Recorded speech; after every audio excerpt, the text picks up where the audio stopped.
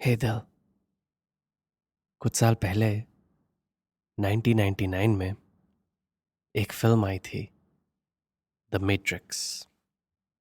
अगर तुमने नहीं देखी तो मैं कुछ स्पॉइल नहीं करूँगा। उस फिल्म का बस एक पॉइंट बताऊँगा। उसमें जो मेन कैरेक्टर है, उसे ना दुनिया का मतलब जिंदगी का कोड दिखता था। जैसे कि हमारे आसपास सब ना कंप्यूटर कोड से लिखा गया है।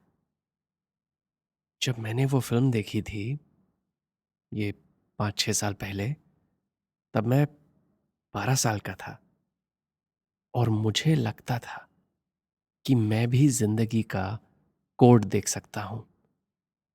क्योंकि अगर इंसान एक कंप्यूटर है तो उसका कोड है इमोशंस। ये हवा, पानी, अनाज, इन सब से हमारा शरीर चलता है, लेकिन इंसान का दिमाग चलता है इमोशन से। फीलिंग्स, जज्बात। और मुझे ये जज्बातों का मैट्रिक्स दिखता है।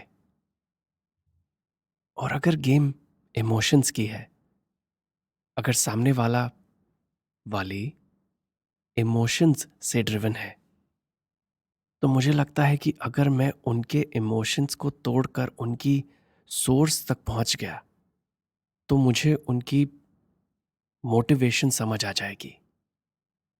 समझ आ जाएगा कि वो क्या चाहती है। और अगर मैं जानता हूं कि मैं क्या चाहता हूं, कि मेरा गोल क्या है, तो मैं उनके गोल के हिसाब से, उनकी मोटिवेशन को समझकर अपने अंदर से वो इमोशन निकाल सकता हूं जो उनसे मैच करे। जो इमोशन मेरी मंजिल तक मुझे पहुंचा दे, मैं उसे पैदा कर देता हूं। और हाँ, शायद ये चीटिंग है। शायद इसका मतलब ये है कि मेरे अंदर कुछ पहले से है ही नहीं। लेकिन फिर भी मुझे लगता है ये एक सुपर पावर है। इमोशंस पर कंट्रोल मतलब खुद पर कंट्रोल। दूसरों के एक्शन समझना चाहते हो तो स्टडी करो उन्हें। पता करो कि वो उस एक्शन में अपने किस इमोशन को सुन रहे हैं। कौन सा इमोशन उन्हें कंट्रोल कर रहा है। और मैं अपने तो कंट्रोल में रख लेता हूं, लेकिन दूसरों को ये सब थ्योरी में ही समझ आता है मुझे। क्योंकि प्रैक्टिकल में ये पावर सिर्फ आधे रास्ते तक ही लेकर जाती है मुझे। मैं बस अपने इमोशंस को कंट्रोल कर लेता हूं। लेकिन तुम क्या सोच रही हो? क्यों सोच रही हो? क्यों कोई एक्शन ले रही हो? उसके पीछे के इमोशन कभी अभी तक तो समझ नहीं पाया हूं। और इसलिए मेरा ये हाइपोथेसिस अभी तक सिर्फ लिखने में काम आया है।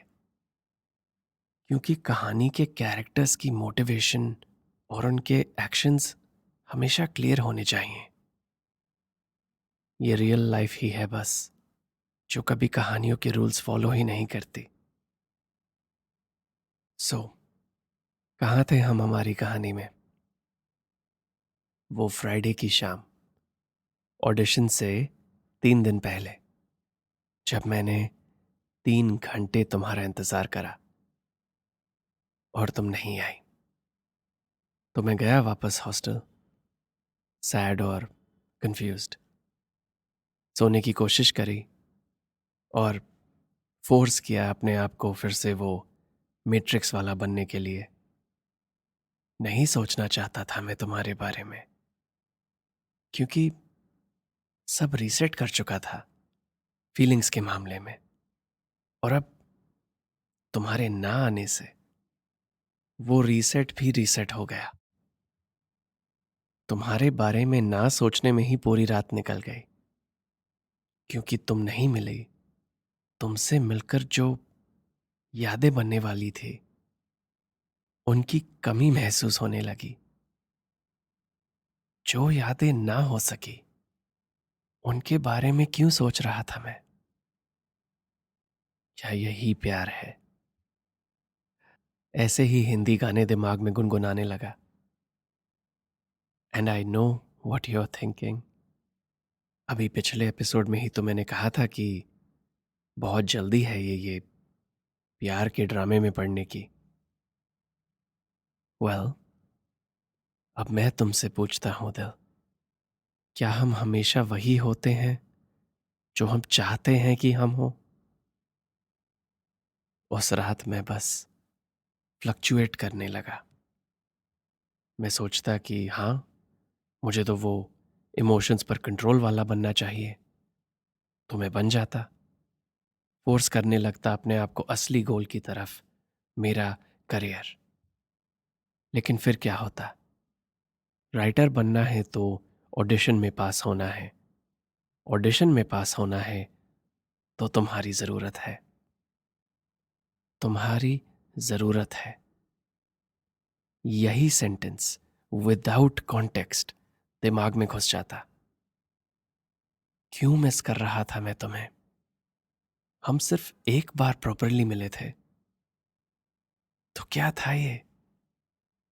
दिल, अगर तुम उस फ्राइडे आ जाती और हम सब ठीक से प्लान के मुताबिक रिहर्स करके काम खत्म करते, क्या तब भी मेरे अंदर ये सब चलता? क्या यही है डेस्टिनी, फेट, कुदरत का खेल? तो ये सब चलता मेरे अंदर 5 मिनट के लिए, और फिर मैं अपने आप को रोक देता। फिर से मैट्रिक्स, फिर से इमोशन पर कंट्रोल। मेरी कहानी सिर्फ मैं लिख रहा हूं। उस शाम जो चेहरा खुली आंखों को नहीं दिखा,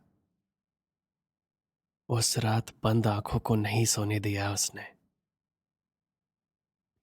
और ऐसे ही सैटरडे शुरू हो गया, और फिर से शाम के 7 बजे, और मैं फिर से पहुंच गया हमारे कैफे पर। सोचा कि शायद तुम्हें लगा कि हम सैटरडे को मिलेंगे। 2 घंटे वेट किया तुम्हारा, तुम नहीं आई। तो उस रात फिर से मैट्रिक्स, फिर से कंट्रोल, फिर से सपने पर फोकस, और आंखें बंद करते ही फिर से तुम्हारा चेहरा, फिर से फीलिंग्स कंट्रोल से बाहर, फिर से दिल बेचारा। फिर संडे आया, और मैंने ना बहुत कोशिश करी कि उस शाम कैफे पर ना जाऊं। लेकिन और क्या करने को था मेरे पास? मेरे सपने की पटरी पर मेरे दिल की गाड़ी तुम्हारे स्टेशन पर आ अटकी थी। तो संडे शाम को मैं गया वापस उस कैफे में। लेकिन इस बार सिर्फ आधा घंटा वेट किया मैंने। तुम नहीं आई। वापस हॉस्टल गया, वापस कंट्रोल किया, और उस रात ना काफी दिलासा दिया अपने आप को। अपने अंदर के राइटर को कंट्रोल दिया, और सोचने लगा कि तुम्हारे ना आने के क्या क्या रीजन हो सकते हैं। डिसाइड किया कि कुछ जरूरी बात होगी। शायद तुम वीकेंड के लिए घर चली गई होगी। अगले दिन मंडे था, क्लासेस होंगी, तो मैं कोशिश कर सकता हूं तुम्हें ढूंढने की। तो वही किया। हर क्लास, एंड आई मीन हर क्लास में तुम्हें ढूंढने गया। एटलीस्ट वो सब जिनमें लगा कि तुम हो सकती हो। तुम्हारा सिर्फ फर्स्ट नेम पता था मुझे, और आइडिया था कि एक्टर बनना चाहती हो तो कौन से डिपार्टमेंट में होगी तुम। लेकिन तुम कहीं नहीं दिखी। तो फिर बस इमोशंस को ऑफ ही कर दिया। Full matrix mode.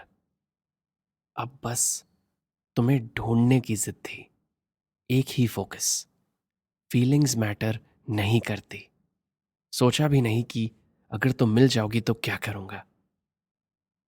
पूरा दिन कैंपस पर घूमता रहा, तुम्हारे बारे में पूछता रहा। डेफिनेटली तुम्हारा आशिक लगा मैं कुछ लोगों को। और फिर बाय चांस एक लड़की दिखी मुझे, जिसके साथ तुम वो पहली क्लब मीटिंग में बैठी थी। उससे बात करी, बताया उसे कि हम पार्टनर हैं और ये सिचुएशन है। उसे भी शक था मेरी इंटेंशंस पर। आई गेस मेरे चेहरे पर ही डेस्परेशन लिखी थी। काफ़ी रिक्वेस्ट करने के बाद उससे बस एक इंफॉर्मेशन मिली, तुम्हारे हॉस्टल का नाम। तो फिर ये अगला कदम वो फुल मैट्रिक्स मोड वाले ने लिया। उस रात को किसी तरह मैंने हमारी वो ऑडिशन की स्क्रिप्ट तुम्हारे दरवाजे के नीचे स्लाइड कर दी। मुझे नहीं पता था कि तुम अंदर थी भी कि नहीं, क्योंकि मैंने इतना इंतज़ार ही नहीं किया। बस स्क्रिप्ट छोड़कर भाग गया, गार्ड्स के डर से ऑब्वियसली। और फिर बहुत धीरे धीरे वक्त आगे बढ़ा और आ गई ऑडिशन की शाम। उम्मीद कम थी कि तुम आओगी, फिर भी पहुंच गया ऑडिशन के लिए। सोचा कि अगर तुम आ गई तो तुम्हें अकेला तो नहीं छोड़ सकता ना। वहां पहुंचकर जब सबको प्रिपेयर करते देखा, तब मिला मुझे रियलिटी चेक। सोचने लगा कि क्या ऑप्शन है मेरे पास अगर तुम नहीं आए। क्या हम सीधे डिस्क्वालीफाई हो जाएंगे, या मैं स्टेज पर चढ़कर हमारा पीस परफॉर्म करूंगा। वो स्क्रिप्ट जो मैंने तुम्हारी एक लड़की की आवाज में लिखी है। काफी रिक्वेस्ट करने के बाद क्लब प्रेसिडेंट ने मुझे फाइनल परफॉर्मेंस का स्लॉट दिया। 5 बजे शुरू हुई थी ऑडिशंस और हमें मिला लास्ट स्लॉट 10 PM। पहले 2 घंटे मुझे थोड़ा कॉन्फिडेंस था,